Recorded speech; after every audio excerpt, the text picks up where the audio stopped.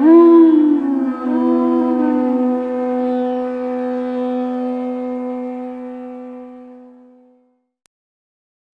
Namo Bhagavate Vasudevaya.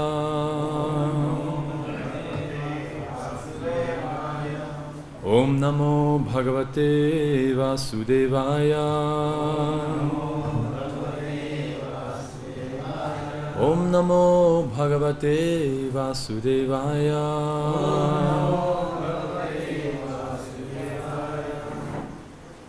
So today we are reading from Srila Prabhupada's Bhagavad Gita as it is, and if I'm not mistaken, the chapter is chapter number 5 and the verse is number 1. Arjuna uvacha sanyasam karmanam Krishna punar yogam cha samshasi yat shreya etayar ekam tanme bruhi sunischitam. So word for word translation, Arjunaha uvacha. Arjuna said, Sanyasam, renunciation, karmanam, of all activities. Krishna, O Krishna. Punaha, again. Yogam, devotional service. Cha, also. Shamsasi, you are praising. Yat, which. Shreyaha, is more beneficial. Etayoho, of these two. Ekam, one. Tat, that. Me, unto me. Bruhi, please tell. Sunishchitam, definitely. Translation by Srila Prabhupada.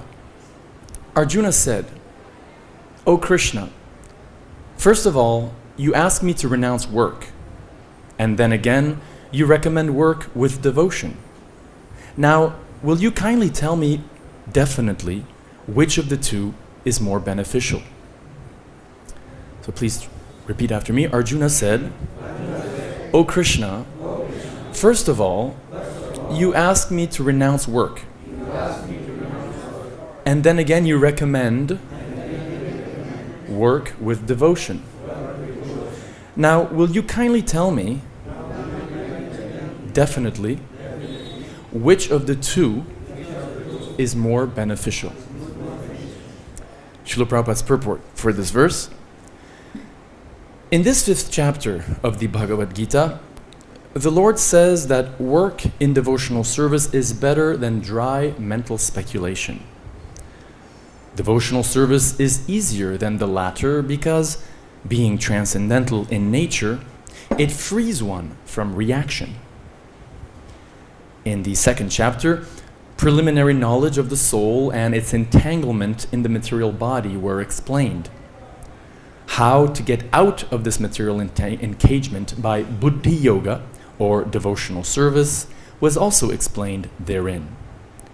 In the 3rd chapter, it was explained that a person who is situated on the platform of knowledge no longer has any duties to perform. And in the 4th chapter, the Lord told Arjuna that all kinds of sacrificial work culminate in knowledge.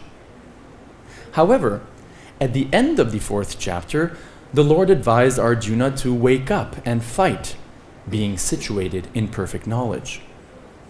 Therefore, by simultaneously stressing the importance of both work in devotion and inaction in knowledge, Krishna has perplexed Arjuna and confused his determination. Arjuna understands that renunciation in knowledge involves cessation of all kinds of work performed as sense activities. But if one performs work in devotional service, then how is work stopped? In other words, he thinks that sannyas, or renunciation in knowledge, should be altogether free from all kinds of activity, because work and renunciation appear to him to be incompatible. He appears not to have understood that work in full knowledge is non-reactive, and therefore the same as inaction. He inquires, therefore, whether he should cease work altogether or work with full knowledge. Srila Prabhupada ki jai. Om Agyanatimanandasya Gyananjana Shalakaya Chakshurun Militam Jena Tasma Shri Gurave Namaha Shri Chaitanya Manobishtam Shtapitam Yena Bhutale Swayam Rupa Kadamayam Dadati Svapatantikam Vandeham Shri Guru Shri Yuttapada Kamalam Shri Gurun Vaishnavamscha Shri Rupam Sagrajatam Sahagana Ragunatam Vitam Tvam Sajivam Sadvaitam Savadutam Parijana Sahitam Krishna Chaitanya Devam Shri Krishna Padan Sahagana Lalita Shri Vishakam Vitamscha He Krishna Karuna Sindho Dinabandho Jagatpate Gopesha Gopika Kanta Radha Kanta Namostute Tapta Kanchana Gaurangi Radhe Vrindavaneshwari Vrishabhanu Sutidevi Pranamami Hari Priye Vanchakalpaturubhyascha Kripa Sindhubhya Evacha Patitanam Pavanebhyo Vaishnavebhyo Namo Namaha Shri Krishna Chaitanya Prabhu Nityananda Shri Advaita Gadadhara Shri Vasadi Gaura Bhakta Vrinda Hare Krishna Krishna Krishna Hare Hare Hare Rama Rama Rama Hare Hare. When I was in high school, I didn't believe yet in reincarnation. I hadn't come in contact with the Bhagavad Gita. But already then I had this innate understanding or apprehension that anything I do entangles me in this world. I was thinking in terms of one life, not many lifetimes as we're being taught here in terms of material existence, the sojourn of the soul in material existence in samsara. But still, the principle of action being reactive and entangling one was something that gave me a lot of anxiety. Now when I think in retrospect, having accumulated a little bit of transcendental knowledge by, I believe, the mercy of Krishna and the devotees, I'm almost embarrassed. But back then, as a young teenager, I was in anxiety about where I wanted to go to college, for example. That was like my big first anxiety about entanglement in material life. I had an opportunity to go to Cornell University, an Ivy League school in upstate New York, but I wanted to remain in Paris because my father lived there and I had friends and I could enjoy more in Paris, but yet my career would not be as potentially lucrative or, let's say, prosperous or famous if I chose that route. And I was in great anxiety, and I knew, okay, if I make this decision, if I choose to go to this country or to go to that university, then all sorts of other chain reactions will happen, and I won't be able to take the other option I had at the beginning.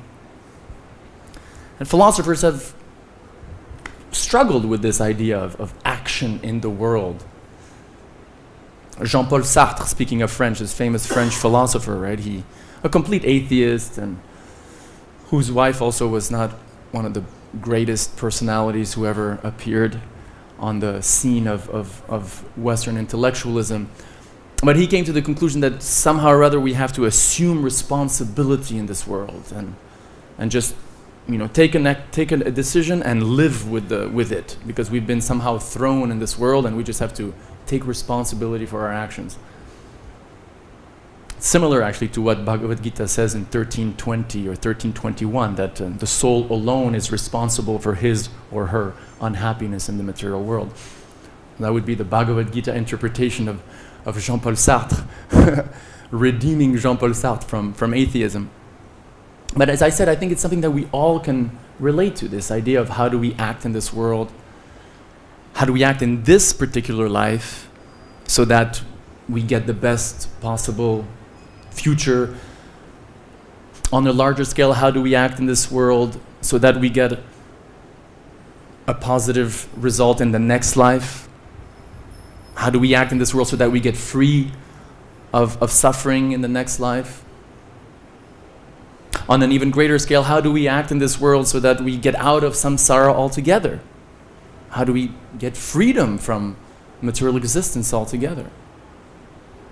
And among Vaishnavas, we can relish the last sort of esoteric question: how do we live in this world in such a way that we can reawaken our dormant love for God? And we understand that this last question, how do we get love of God, how do we reawaken our love of God, includes liberation from material existence anyway. Right? So Krishna here in these 3 verses, the first 3, we could say, the first 2 or 3 verses of chapter 5, makes a simple point, namely that Bhakti is about action with love as an offering. Acting for the sake of God, for God's pleasure, is non-reactive. Action yoga, as Krishna calls it. Right? So let us read together verse 2 and verse 3 together. And we'll start with verse 1, and then we'll go to verse 2, and we'll go to verse 3. So, as we just read, start with verse 1, and then we'll go verse 2, verse 3. Does someone want to read again this verse 1 that we just read? With a loud Arjuna-like voice. Okay.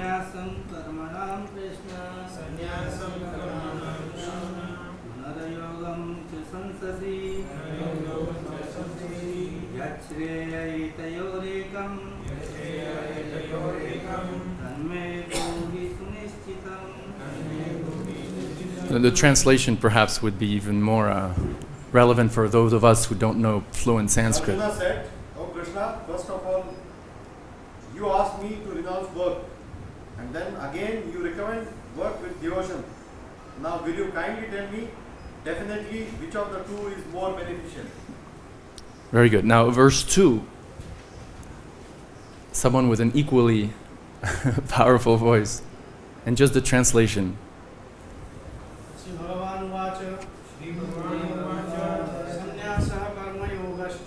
Sannyasa karma yogascha.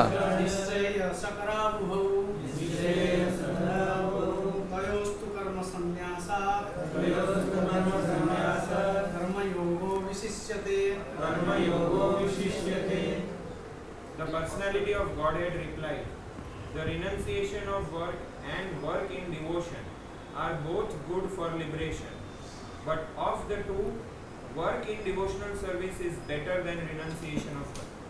Yes. Which spiritual tradition does renunciation of work remind us of? One that is somewhat close to Vaishnavism because it embraces the same texts that we follow, and another, yes, what we would call Mayavad, Advaita Vedanta, Mayavad philosophy. And yes, the second one that I had in mind was Buddhism, right? Voidism or Buddhism, right? Especially, for example, Zen Buddhism, where the idea is that, okay, this world is a world of bondage, every action I do will bring reaction, so then let me stop action altogether. And hence you have this tradition of renunciation, dry renunciation, what we would say, where only if you're a monk, if you have, you forget being a family person, forget being engaged in worldly so-called activities, and if you're in some monastery and you perform intense austerities of negating everything, then only can you get moksha or can you attain nirvana, right? You see the similarity. This tendency to not act, to renounce the world for the sake of liberation, is rooted in a philosophical concept that we as devotees reject. And so I think it'd be interesting to unpack it before moving forward. So what is this notion that acts as the basis of what we would call false or artificial renunciation? It is the idea that this world is false. What is a famous aphorism in Advaita Vedanta's philosophy? Exactly.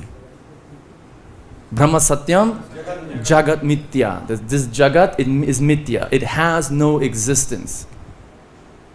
And similarly, in Buddhist thought, at least in the majority of Buddhist thought, because there are some Buddhist traditions which, in a very sort of ironic way, resemble Vaishnavism a lot. For example, just as parentheses, there's the Pure Land Buddhists, where the idea is Buddha is like a god figure, a godhead figure who's waiting for the soul in some sort of eternal pure land, and when the soul finally evolves, then he joins Buddha in a personal relationship, which sounds pretty much like a Bhakti model, doesn't it? But I think we would be safe to say that most Buddhist traditions, and let's say, for example, the Zen tradition, which is sort of the very extreme Shunyavadi kind of tradition, will espouse this philosophy, this idea that this world is false, or it's an illusion. It has no existence. But the Vaishnavas, on the other hand, repeat what the Bhagavatam says and what the Bhagavad Gita says. And the Vaishnavas make this very important distinction, namely that this world is temporary, but it's not false. It's real. Why is it real?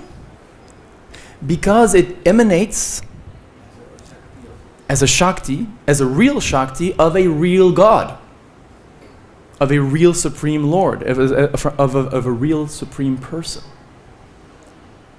So our vision as Vaishnavas, the vision of a devotee vis-a-vis in relationship to this world, is radically different from that of a impersonalist, a Mayavadi as we would call him, or as a Zen Buddhist.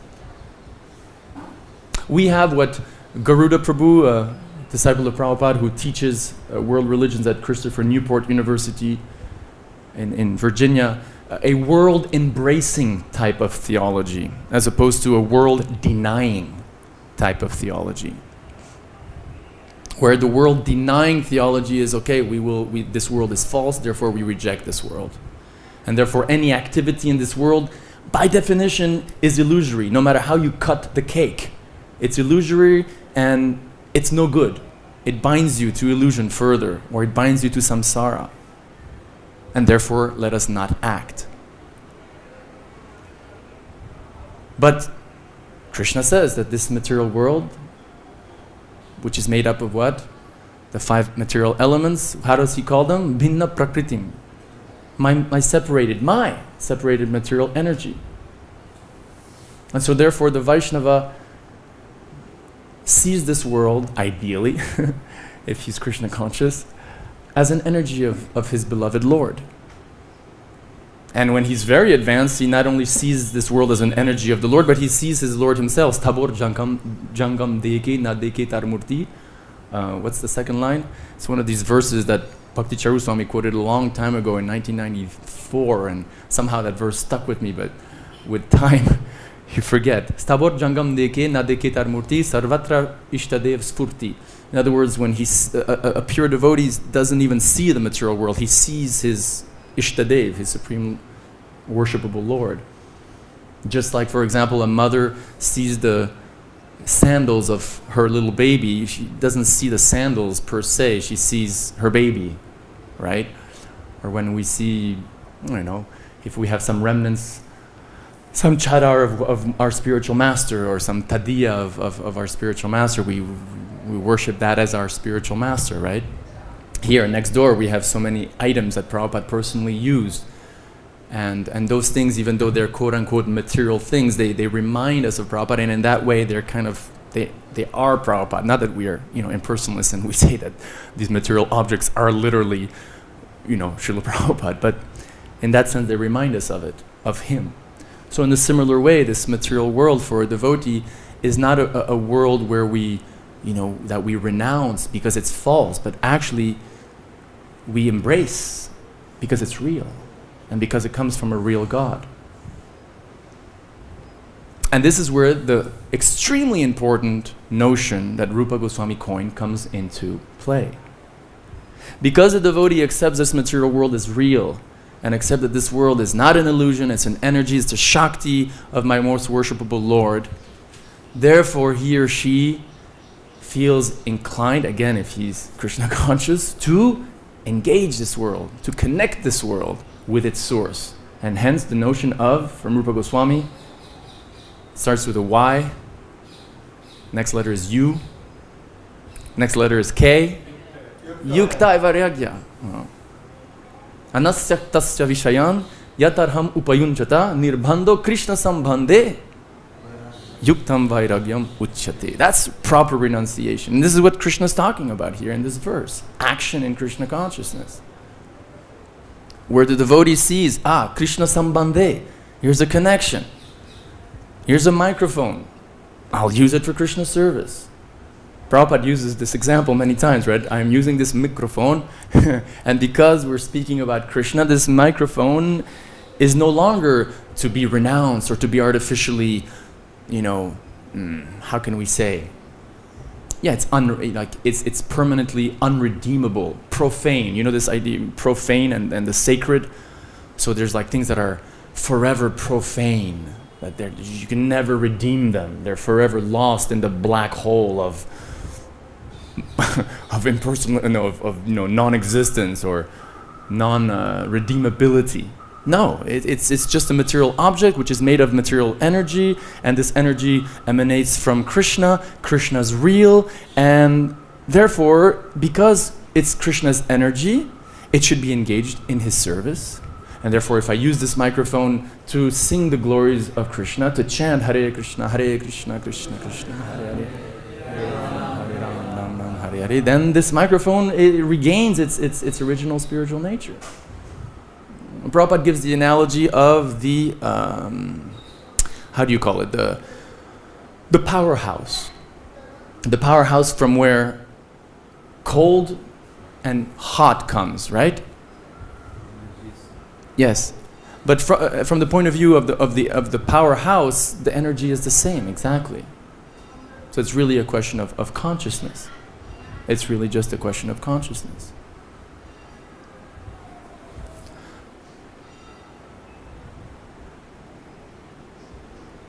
The pure devotee is expert in seeing this connection with matter and engaging it in Krishna's service.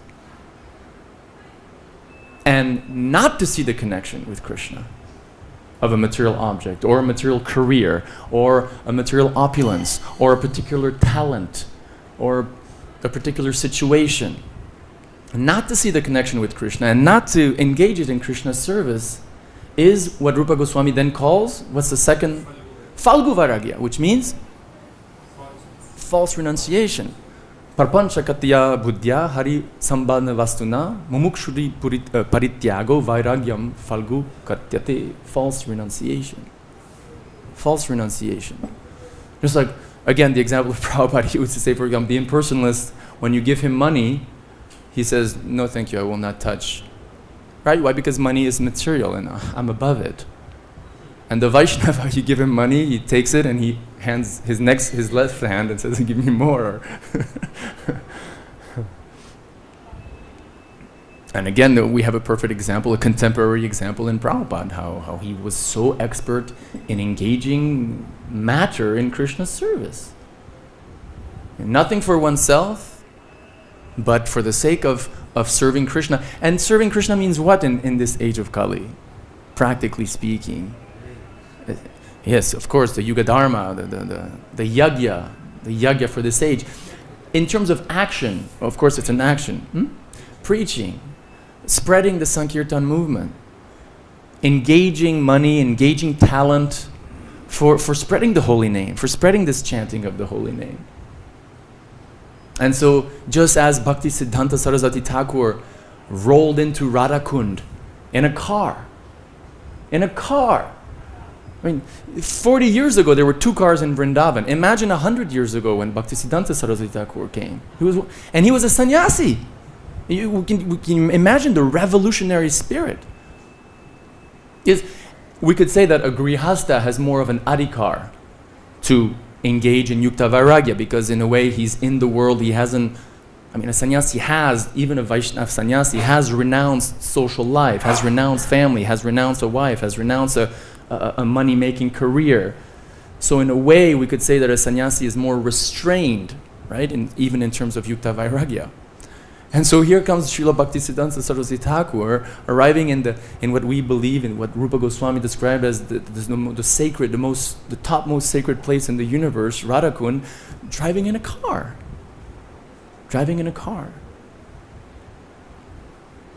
And he mentions, and there's actually, I quoted this on Facebook yesterday, this quote that Bhakti Vikash Maharaj quotes in his wonderful book on Bhaktisiddhanta Saraswati Thakur, where I'm paraphrasing, but Bhaktisiddhanta Saraswati Thakur is saying, in the Bhakti Vaibhav, and Bhaktisiddhanta Saraswati Thakur is saying that the spirit of renunciation is internal ultimately, and therefore one can maintain a spirit of a beggar. He uses the word because that's what a sannyasi is, right? One can maintain the spirit of a beggar and yet be surrounded by material opulence. Because one's heart is at Krishna's feet. Namama, because no matter what material opulence comes his or her way, he immediately connects it to Krishna, engages it in Krishna's service. And one of my favorite examples is Pundarik Vidyanidhi. Pundarik Vidyanidhi is mentioned in Chaitanya Bhagavat. Mukunda told Gadadhar Pandit, listen, I want you to come and listen to this great sadhu, this great saint, Pundarik Vidyanidhi. And Gadadhar Pandit was kind of reluctant. It's actually an interesting parallel between Prabhupada and his friend who said, come, I want you to meet someone, Bhaktisiddhanta Saraswati Thakur. No. And he came, and his life changed. So similarly, in the Leela pastime, Gadadhar Pandit says, okay, let's go. So Mukunda takes him to the house of Pundarik Vidyanidhi. Very opulent house, marble floor, and all sorts of furniture made of elephant tusks and silk, exactly, and the sofas are very opulent. And they come in and they see this figure, Pundarik Vidyanidhi, who has long hair, oily hair, and he's being fanned. He has very, very nice silk kurta and dhoti, very princely, stylish, and he's perhaps even chewing some sort of pan.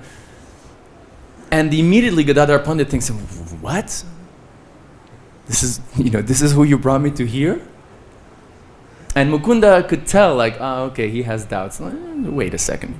So he goes and takes the 10th canto of the Bhagavatam, opens it, and Mukunda is described in Chaitanya, and the Chaitanya literature, as someone who could sing the Bhagavatam very beautifully. So he starts singing the Bhagavatam, and he sings this verse where Shukadeva Goswami is amazed and expresses amazement at how Krishna is so merciful, because even though Putana came to kill him by giving him a poisonous nipple, he was so kind to her that he still gave her the kind of liberation that is the same as Yashoda, as that of a mother, right? So Mukunda sings this verse, and Pundarik Vidyanidhi is just there, watching himself in the mirror or doing what seems to be an externally very mundane, almost self-serving kind of thing. And as soon as he hears this verse, Vrindavan Das Thakur describes, he just goes nuts in ecstasy. He just starts ripping his clothes off, pulling his hair out, falling on the floor, screaming. His servants come, try to detain him. He's just like an epileptic fit of ecstasy just from hearing this verse from the 10th canto. So much attachment, so much ruchi. And when will be the day when we, at least speaking for myself, hear a Bhagavatam verse and even have a shadow reaction of that? I mean, we shouldn't be too hard on ourselves. We do. I mean, who has had the experience, you're looking for a Harinam party and then you hear the ching, ching, ching, you're like, they're there, let's go. So we do have some attachment to Krishna. It's there. I mean, the very fact that we're chanting our rounds every day, the very fact that we're reading our Prabhupada's books every day, the very fact that we're members of ISKCON trying to give our time and money and efforts in spreading the Sankirtan movement shows that we have some attachment to Krishna. But this is on another level. So Gadadhar Pandit sees this, and he realizes, oh my God, I've just committed a great aparad. I've committed a great aparad because I saw this devotee externally. And remember, Rupa Goswami mentions in the Nectar of Instruction, he warns us, right? The body of, we should not see the pure devotee from a material point of view. The body of a pure devotee is just like the Ganges, which may be filled with foam and mud, but which still remains transcendental. So similarly, one should overlook a pure devotee's body, even if he's infirmed or deformed or old or sickly, or we could say extremely opulent, as in the case of Pundarik Vidyanidhi.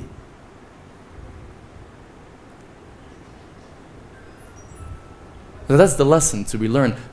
The rasa story behind this, the concluding sort of thing that links this story in a beautiful packet, is that who is Gadadhar Pandit in the spiritual world? Srimati Radharani. And who is Pundarik Vidyanidhi?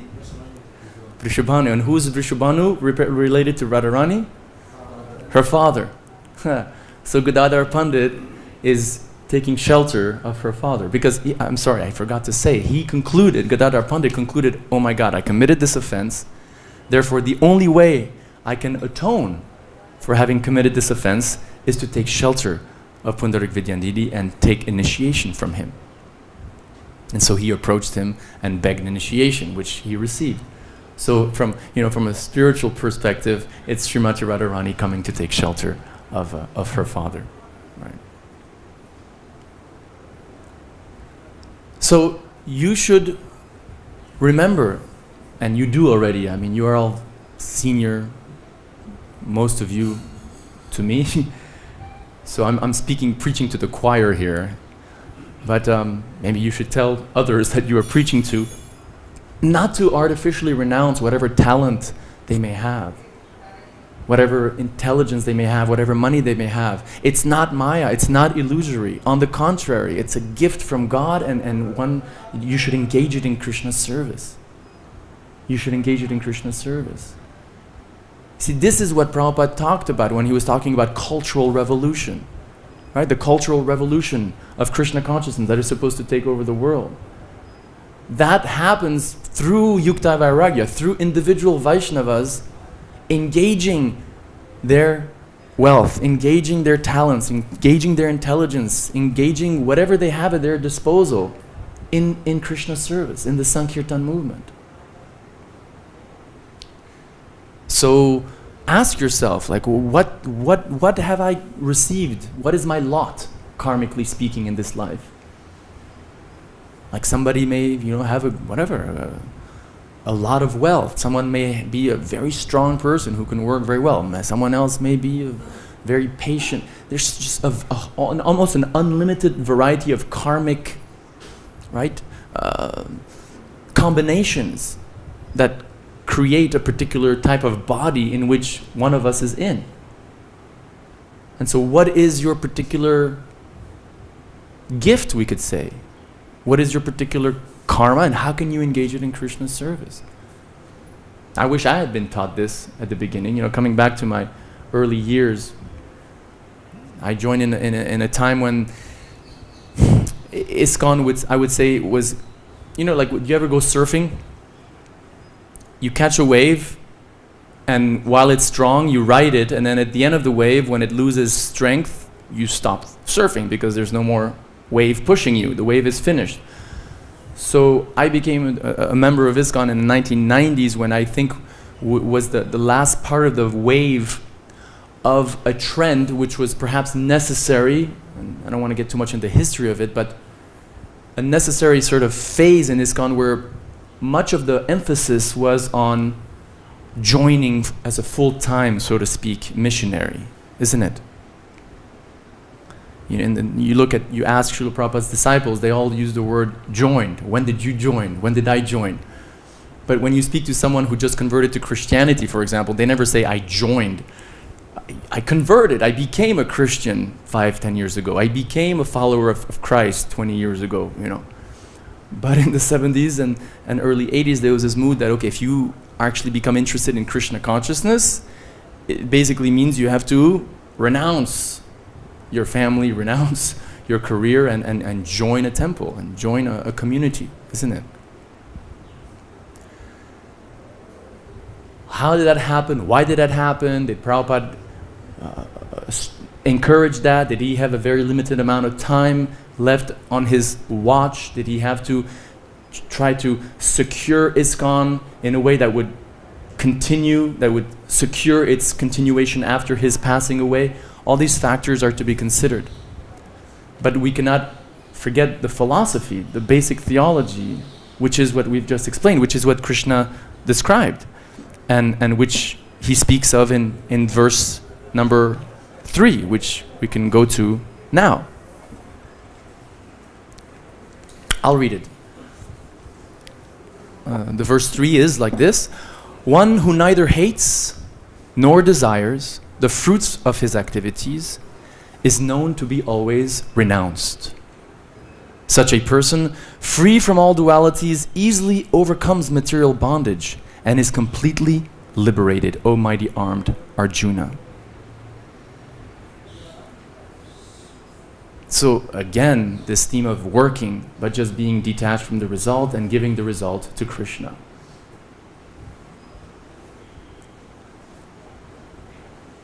May I take your attention and go to one verse in the 3rd chapter which relates to these 3 verses? In chapter 3, verse 9, we hear something very similar that relates to this notion of action in Krishna's service. If you will, please go to verse 9 of chapter 3, which is on page 154 for those who have this edition of it. Yes, yagyartat karmano nyatra lokoyam karma bandhana tadartam karma kontaya mukta sangha samachara. It's the same idea, right? That this world, Krishna calls it karma bandhana. He literally calls this world karma bondage. This world is karma bondage. Anything you do will bind you. So we've seen option A, the sort of Buddhist, Mayavadi option. Let's just not do anything. Let's just stop work. Let's stop breathing. And somehow we'll avoid entanglement in the material world. Not practical. Not fun. I mean, wouldn't you prefer much more like chanting Hare Krishna than being silent for 50 years? Isn't it? I mean, how fun is doing kirtan or eating prasadam, or even when it's tragic, it's still transcendental, it's still fun. Bhakti has emotions which we do not deny. Again, coming back to this idea that this world is not false, that we believe this world is not false, it's real. Similarly, we believe that we as souls are eternal, are real, and therefore the pure emotions of the soul are real. And the reason I'm saying this is because that's the main realization I got from Gunagrahi Maharaj's passing away. And I think it's related to this, so let me say a few words about it. I was filming. Ramai Pandit's wife gave me her phone, and I was the one who filmed the last passing away of Gunagrahi Maharaj, the video that has been seen by 20,000 people on Facebook. I got on a chair because everyone was rushing him, and including Bibi Govinda Maharaj, especially him, and other disciples of Prabhupada, dear to him, close to him. And so Danishta Mataji said, she gave me her phone. She said, you film it. So I was filming, and I didn't just want to film Maharaj's face. I wanted to film the reaction of other devotees. And I wasn't crying, but whenever I would film disciples or close devotees related to Gunagrahi Maharaj looking to him, my heart would feel a pinch, and I would have tears. And especially when I would film the close servant of Gunagrahi Maharaj, who would take his phone on like live messenger and would have disciples of Gunagrahi Maharaj looking, and he would bring the camera to Gunagrahi Maharaj's face so they would be able to, in live time offer their last respects to him. That emotion of feeling sadness at the imminent departure of one's spiritual master, or the kind of tears that we saw Bibi Govinda Maharaj have, at the time of placing Gunagrahi Maharaj into Samadhi. And I mention him because, as you know, if you've read his offering, but Gunagrahi Maharaj made him a devotee. He was the first devotee he ever met, right? So he obviously had a very deep relationship with him. So those tears are not Maya. Those tears are real. because they're devotional, and we believe that devotion, bhakti, is real. How beautiful is that? How wonderful is that? How liberating is that? As opposed again to a Brahma Satyam Jagat Nityam type of philosophy. So coming back to this last verse, and we'll stop here. Real renunciation ultimately is a question of consciousness, of placing one's heart at Krishna's lotus feet and seeing this world, seeing others as real, either real souls who have a relationship with Krishna or as real material objects which are simply Krishna's energy and which have to be engaged in Krishna's service. And with that attitude, the world is open. With that attitude, full freedom is there. Again, a world embracing theology, where we embrace the world, we embrace the souls in this world as being parts and parcels of Krishna, as opposed to negating them and artificially renouncing the world. Hare Krishna, thank you for your kind attention. What are your comments or questions?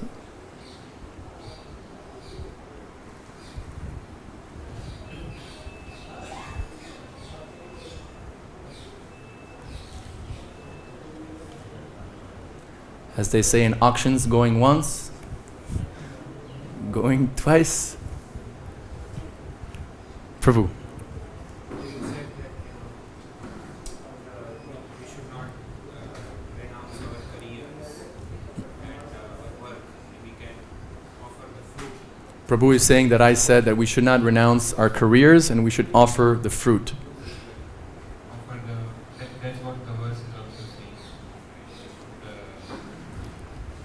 Doesn't desire the fruit and neither eats. And so my question is that if your work is such, how do you find that balance where you feel that your work is also a way to connect to Krishna? You feel that your work is what? It's a way to, it's an offering to Krishna, because if you spend a lot of time and energy in your work, then sometimes you don't feel, you're Krishna conscious, because it's not direct devotional service that you're doing. You're interacting with the people outside. So, so then you go to the other extreme of feeling like maybe I should just give this up. Give this up. Whereas what you are talking about is like having this feeling that we can be How can we see our work as in connection with Krishna? Yeah. Sometimes to see that connection becomes very difficult. Are we chanting our rounds well? 'Cause everything we could say comes from our rounds, from our japa. So if we're chanting our rounds well, or at least we're chanting our rounds, then we can hope that Krishna is reminding us of this. That's the first point. On a practical level, are we doing our sadhana as we're supposed to do it? Are we doing our sadhana? And secondly, just like we have to remind ourselves about our meeting with the boss in 3 days, we also have to remind ourselves of the philosophy. And so I would say just remind yourself that, okay, this is tough work, but I would disagree that it's not indirect. Because what is direct, what is indirect? If you're a householder, it's your dharma to be a householder. And manase deha geha joki chumor arpilutu apade nanda kishore, as Bhaktivinoda Thakur says, I offer this at your lotus feet, my Lord. Because then that would imply that only renunciates are doing direct devotional service, which is not true. Now, the Yuga Dharma, we understand, is chanting Hare Krishna. It's not necessarily working for IBM 10 hours a day. Granted. But can we say that, for example, Bhaktivinoda Thakur was not really doing devotional service when he was working at the court? Or Prabhupada was not really doing devotional service when he was working in the Bose pharmacy? I think if you're reminding yourself that this work is meant to provide money for my griha, to serve as the sort of the caretaker and servant master or guide of my wife and children, and provide for them, and also give maybe a little extra money to sponsor Bhagavad Gitas or Namahat program at my home, that's direct devotional service. That's direct devotional service. So remind yourself, I would say, that hey, I'm like 99% of other Vaishnava out there. We have a work, and just remind myself, maybe you should pray this song, Manasa Deha Deha Gujoki Chumor song every day, and remind yourself that actually, no, this is what I'm supposed to do, and it's an offering to Krishna, and it's devotional service. Hare Krishna. Hare Krishna. Prabhuji, my not question, but I want to know how we can develop this, this preaching consciousness. Because when we see in our Vrindavan, we don't want to leave Vrindavan first, and we have so much comforts also. We have some what? We have comfortable life here in Vrindavan. But when we see the other societies, they are growing up more and more, like Brahma Kumari and other things. So when we see, we have this desire, my desire, also we can do also preaching. But when the questions comes to going outside, so we don't want to go. So, and another problem is that we see our senior is there, our authority is there. They don't go outside, so how can I go outside? Understand? So how can I develop this consciousness, revolutionary consciousness, so go outside and preach? Because we know all philosophy. We read Srila Prabhupada these many years. But at that point of the time, we don't want to go. So, perhaps we can pray to Chaitanya Mahaprabhu, please give me more desire to spread your glories.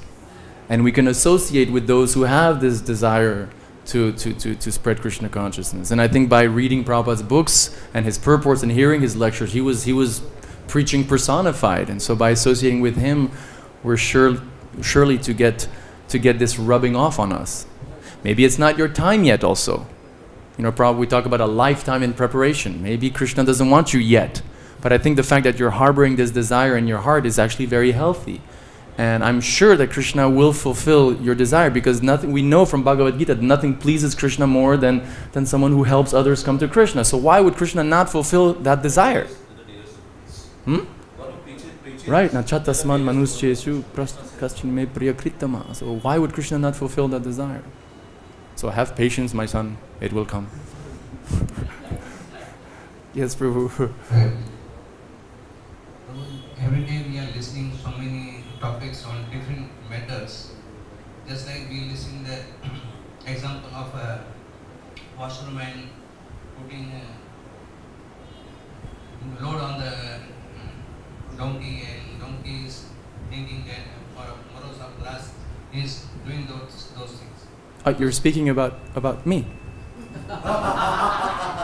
Giving the example that how this we are hearing every day that this thing, but still we do. I will do this service. I will do this service. I will do this service. I will take everything. So what do you say about that one? That what we are doing? We are following. How we are following? We are following our scriptures, or we are in the material world. Whatever is going on. And we are planning that I should do this one, I can do this service, I can do this service, and all the service I want to do. So what do you say about that one? I don't follow. It seems like pretty good. I mean, over enthusiasm to do devotional service sounds pretty good. Devotional service is good. But you see, I want to do all the services. There are so many devotees, I can engage somebody else also. I see. So this service also I can do, this service also I can do. So almost 10 to 12 services I can do. So it is not just like putting load on the donkey for the name and fame. Oh well, now you're bringing up the issue of doing devotional service for name and fame. The very fact that we recognize this is already the first step, and I think the next step is to go in front of the deity and say, "My Lord, you've shown me the mirror, and I am doing my service, or a lot of my service, maybe 50%, 80%, 20%. There's definitely some percentage of my service that I'm doing for pratishta and name and fame and distinction. Please, I don't want this. You purify me of this, my Lord. And give me the intelligence to delegate services to others so I can engage. They can also be engaged in Krishna service, and I can just please you with a pure motivation and having engaged others in your service too." Chetodarpanamarjanam, I mean, purification comes when we want it, and purification comes even when we don't want it. Krishna will eventually purify us of our attachments to name and fame. But I think the more consciously we pray to Krishna to remove that from our heart, just like Prahlad Maharaj is asking, or just like Gajendra, we're reading this in the morning prayers, Gajendra asks, my Lord, please free me not only from material existence, but from the material way of life, which is all based around getting money or getting subtle name and fame and power. Also, Prabhupada gave the example of Dr. Frog. Dr. Frog. Yeah, he's thinking that this ocean is so big, so big, so big. So similarly, we think, oh, we do this one. So maybe our brain also may burst sometime. Yeah.